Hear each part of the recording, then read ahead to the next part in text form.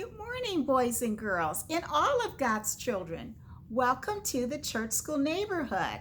I'm Sister Angie Spears, the excited South District Church School Superintendent, and our presiding elder is the Reverend Janet Jenkins Sturdivant of the South District of the Philadelphia Annual Conference. Again, we welcome you today, and what a wonderful lesson we have today. Our special word for today is rewarded. Rewarded. As you know, we've just started a brand new quarter. Our fall quarter has just started. And the theme for our fall quarter is love for one another. So we started last week with the story of Joseph and his brothers. And it wasn't a story of much love. The actual title was Biased Love. And we saw that Joseph was favored by his dad. His dad loved him more than he did the other brothers, and he got him a beautiful coat, and the brothers didn't like that. And Joseph would have dreams, and the brothers didn't like the dreams because in the dreams, the interpretation was that the brothers were going to end up bowing down and worshiping Joseph. So they didn't like him at all, and they came up with a very terrible plan. They were going to put him in a ditch and leave him there. And then they saw some merchants going by on the way to Egypt, and they actually sold their brother into slavery. And so today's lesson, our topic is God rewards obedience. God rewards obedience. We're going to still be in the book of Genesis because we're continuing the story. And this is a story that's going to be told over several segments, beginning with last week all the way through the end of this month. So today's lesson, we're going to be looking at Genesis chapter 41, verses 25 through 33, then 37 through 40, and then verses 50 through 52.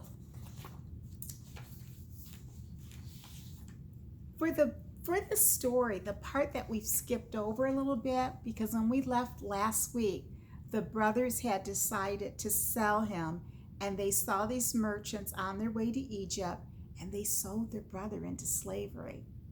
Well, what happens is when Joseph is sold into slavery, he is actually, when he gets to Egypt, he is actually purchased by Potiphar, and Potiphar is an officer of the king. So he's very high in command, and he likes Joseph so much. There's something about God's favor that's over Joseph's life that he ends up making him an overseer. He trusts him with so much. And if you take the time to read chapter 39, that's when you'll hear this part about what happens to Joseph when he gets to Egypt. It says in chapter 39, verse 2 of Genesis, the Lord was with Joseph, and he, Joseph, was a successful man. In verse 3, and his master, this is Potiphar, saw that the Lord was with him, and the Lord made all that he did to prosper. Do you see how God's favor is on Joseph's life? And verse 5, so he, Potiphar, made Joseph an overseer of his house in all that he had, and his house was blessed because of Joseph. God loved Joseph. God protected Joseph. And then as we continue on, we find out that Joseph is in this wonderful place. He's like, even though he's a slave, he's really in charge of everything that's happening. So he's really has God's favor. He's trusted by the master. He's being treated very, very well. And then what happens, the master's wife accuses him of something that he didn't do. She says that Joseph was trying to take advantage of her, and of course, when the master hears this, he is, oh my gosh, this is just unacceptable, and he has Joseph put in prison. Well, while he's in prison, there are two people that end up in prison. It's the chief baker and the chief butler, and they have dreams. Now, remember how Joseph used to have dreams with his brothers, and he would interpret these dreams? Well, when he's in prison, the chief baker and the chief butler have dreams, and Joseph correctly interprets the dream. And for one of them, it means that he's going to, in 3 days, he's going to be out of prison and he's going to be back serving the king again. That was the cupbearer. But the other, the baker, the dream that he had meant in 3 days, he's actually going to be hung. And those dreams they happened. So now, later, the king has started having some dreams. And he's like, I need someone to interpret. I need to have these dreams interpreted. And it is the chief butler who remembers. He remembers that Joseph correctly interpreted the dream between myself and the baker. So he tells the king about Joseph. Joseph goes before the king and interprets this dream very correctly. And the dream was that he saw 7 cows that were very healthy and fat and good looking. And then after those 7 cows were 7 cows that were very skinny and ugly and etc. And so Joseph told the king what's happening is that the 7 cows that were fat, they're representing a time when there's just going to be such wealth. There's going to be so much food for people. But then that's going to be followed by 7 years of great famine. And he says, King, what you need to do in the years of plenty that are going to come, you need to store up some of that extra so that when the famine comes, the people don't starve. And the king is astonished. Something in his heart says, that's right. That is exactly. God even tells the king, that's right. You've got the right person who's interpreted this dream. And so what happens, let's go now to Genesis verses 37 through 40.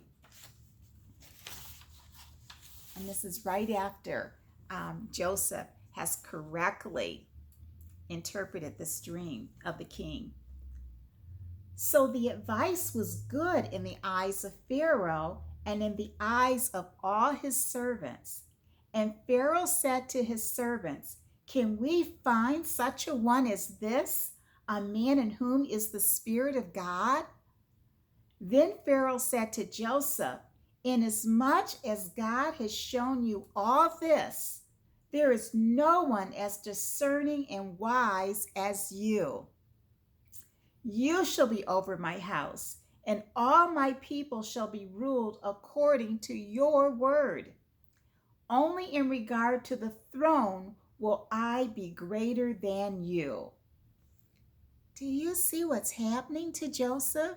Again and again, despite all the things that are happening to him, despite his brothers putting him in a pit, him being sold into slavery, and really at first they just wanted to kill him. And then one of the brothers, Reuben, says, oh no, let's not kill him. Let's put him in the pit. So even with that, there's God protecting him. Then when he does get sold, he doesn't become a slave that's doing all this hard labor and being abused. When he is sold, God's favor is on him. And so the master decides, oh my gosh, there's just something special about him. And he makes him in charge of so many things. He makes him an overseer. And it's only until his wife, that ruler's wife, makes a false accusation, Joseph ends up in prison. But again, God rescues Joseph. He brings him out through his interpretations, that skill. And now what we've just read, now the king, not only has he been exposed to Joseph, he is so excited with him. He goes, he's the one. He's the one that I'm going to put in charge. He's going to be second in my kingdom. The only thing that's going to be withheld from him is the throne itself. So that's how much respect he has for Joseph. And that is why we chose the word rewarded, because it shows that God is rewarding Joseph for his faithfulness. He's rewarding Joseph because Joseph, as we get into the story of next week, we find out he's not harboring hatred for all that. He could just be, oh, why my brothers hate me. I can't wait to be able, somehow I'm going to get back at them. You know, he could have, even as second in command, before he went into prison, he could have just kind of devised a plan. I'm going to find somebody that's going to go over and get my brothers and pay them back for what they did. And he doesn't do that. And even when he ends up in prison, incorrectly, the person's wife made a false accusation. Again, he's not, why are all these terrible things happening? He's not mad at God, like, God, why are you letting all these things happen to me? And God loves his spirit, and God continually rewards him, rescues him, lifts him up. When I shared the story with Patches and Buttercup, Patches, you had a wonderful story to tell us. You remember that in school, there's a little guy who sits behind Patches, and his name is Arnold. And Arnold isn't really nice to Patches. Arnold, he likes to make fun of Patches. He likes to get other kids to make fun of Patches. Sometimes he goes, Patches, Patches, your hair looks like Patches. He takes bunny rabbit ears and puts them behind Patches just to make people laugh. And one day, Patches was getting ready, well, the whole school, they were having a big test. And Patches had studied and everything all night, all week actually, on this test. And Arnold doesn't always do very well. He doesn't seem to listen. He doesn't seem to take the test seriously, plays around a lot. So the day of the test, from the day Patches got into the classroom, Arnold was just doing everything to just get him upset. He knocked something off his desk, knocked his pencils off, and here's Patches just trying to, be ready for the test, remembering the work that he has to do, and then of course he does the bunny ears, and then I know what he did. It was Arnold was having a birthday later that week, and what he did before the teacher came in the room, he started passing out invitations to the boys in the class. And he gets to Patches, and he acts like he's going to give him, and goes, oh no, you're not invited, and keeps giving them out to the boys in the class. And it was to go to Chuck E. Cheese's for the birthday party. So that was very humiliating. Patches didn't like that. He felt a little sad. And yet he took the test, and thank God he did well on the test. So even though he had a bad day due to Arnold, he did well on the test. Well, here's a similarity with today's story. The teacher, after the test was over, she let Arnold know. She says, Arnold, you didn't do well on this test at all. And you're not going to be able to pass unless you start really doing better. She says, I just don't know. You're not listening. I just don't know. And Patches raised his hand. He says, teacher, if you'd like, I could help Arnold. I could stay after school and help him with the math. I wouldn't mind. And the teacher says, you wouldn't mind? Patches says, no. And Patches did. He could have just been resentful of Arnold and say, with Arnold, I could have flunked the test because he tries to get me so upset. But instead, he worked with Arnold, and Arnold did really well on the next test.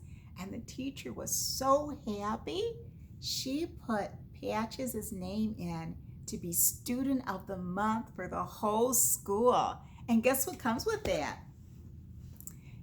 There were coupons. There were gift certificates to go to Pizza Hut for pizza. So here it is. Patches is rewarded because he did all the right things. Doesn't that sound like Joseph? All the bad things were happening to him, but God rewards him. And so in this case, Patches was rewarded. Good job. Good story, Patches. And Buttercup was listening, and Buttercup loves to make charts as he listens to the Sunday school lessons, and he loves to draw correlations between different things that he's learning in Sunday school. And as we were talking about reward, what did you say, Buttercup? It reminds him of the Beatitudes. The Beatitudes are found in Matthew chapter 5, where Jesus is talking to us and telling us how we're going to be blessed. And if we look at verse 11 and 12, look at what Buttercup actually had this printed up. Blessed are you when others revile you and persecute you and utter all kinds of evil against you falsely on my account. Rejoice and be glad, for your reward is great in heaven. So that sounds like something that Joseph was following, right? That even though others can be very mean to you and persecute you and do really bad things, Jesus is saying, rejoice, because your reward is going to be great in heaven. Very good, Buttercup and Patches. As we take a look at our memory verse for today, from today's lesson, and hopefully you'll read the entire chapter of it's Genesis 41 with the story of Joseph that we were covering today. Our memory verse is coming from verses 39 and 40. And here it is. Here we go. So Pharaoh said to Joseph, since God has shown you all this, there is no one so discerning and wise as you.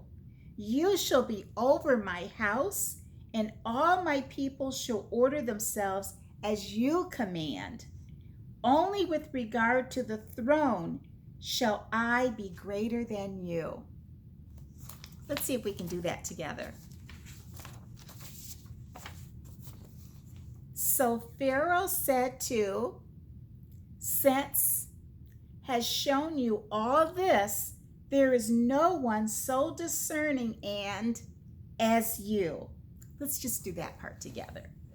So Pharaoh said to Joseph, since God has shown you all this, there is no one so discerning and wise as you. And then as we continue to read, we read that wonderful, wonderful reward that's going to come to Joseph. We trust that you have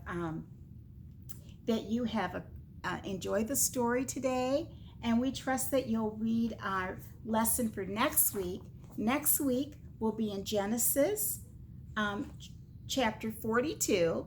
We're continuing the story of Joseph, and the title of our lesson is Love versus Guilt. So hopefully you'll read that chapter 42 during the week. Until then, God bless you. Be blessed.